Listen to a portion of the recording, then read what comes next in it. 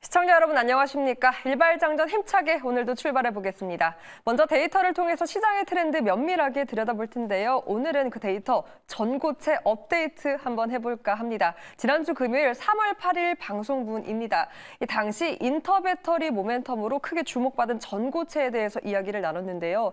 일단 이 전고체 기술적으로 너무 어려웠고요. 때문에 본격적으로 양산하는 기업이 없었고 높은 가격으로 대중화까지 시간이 너무 많이 필요하지 않을까 하는 분석에 시장에서도 크게 주목받지 못했습니다. 하지만 당시 삼성 SDI와 도요타가 적극적으로 주력하는 움직임을 보이자 시장이 크게 주목을 했고 특히나 우리 삼성 SDI가 468 배터리는 내년 초, LFP는 26년에, 전고체 배터리는 27년에 양산하겠다라는 포부를 밝히자 관심을 크게 받은 바 있고 삼성 SDI는 13% 급등세를 보이기도 했습니다.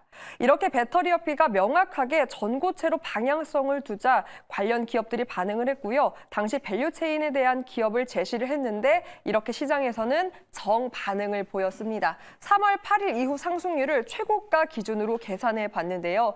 그 정면에 서준 삼성 SDI는 5.2% 상승률을 보였고요. 그 밖에도 레이크 머티리얼즈는 29.8%의 상승률을 보였습니다. 이수 스페셜티 케미컬도 12%, 그리고 장비주들의 선전도 눈에 띄었습니다. CIS는 13%, PNT도 5.8%의 상승률을 보였습니다. 어제 다소 쉬어가는 듯 했으나 연속성을 오늘 다시금 확인할 수 있지 않을까 하는 기대감이 커졌는데요. 바로 정부와 기업이 큰 움직임을 보였습니다. 전고체 배터리 개발에 바로 이 두 민관이 뭉쳤고요. 먼저 매일경제 기사 발치 소식입니다. 어제 산업부가 업계 얼라이언스 회의에서 2028년을 목표로 전고체 개발에 착수하겠다라는 움직임을 밝혔습니다. 기업은 무려 9조 원을 넘게, 그리고 정부는 배터리사에 1,172억 원을 지원하겠다라고 밝힌 바 있는데요. 9억 원입니다. 이를 감안해서 조사를 해보니 올해 5조 9천억 원이었던 설비 투자 규모가 내년에는 7조 1천억 원까지 다를 것이다라는 전망치도 나왔습니다. 이렇게 정부와 배터리 3사가 전고체 쪽으로 더 적극적인 방향성을 이렇게 보이자 당연히 시간 외에서도 정반응을 했죠.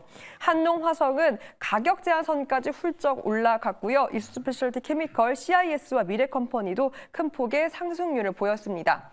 여기서 우리가 궁극적으로 궁금한 건 오늘장 일단 동반 상승이 예상되고 있는 가운데 배터리 안에서도 옥석 가리기 전략일 것 같습니다. 이렇게 손에 잡힌 꿈의 배터리 전고체일지 아니면 대세 4680일지, 그리고 가격 경쟁에서 우위를 점하고 있는 LFP일지 어디가 더 매력적일지, 사실 지난주 금요일 김영민 매니저, 김준호 매니저 두 분 모두 LFP 쪽에 손을 들어준 바 있는데요. 오늘도 의견을 동일하게 가져가실지 아니면 좀 다른 방향성을 염두에 두실지 인사이트 잠시 후에 얻어보도록 하겠습니다. 자, 그럼 이제 강성호 아나운서도 만나볼까요?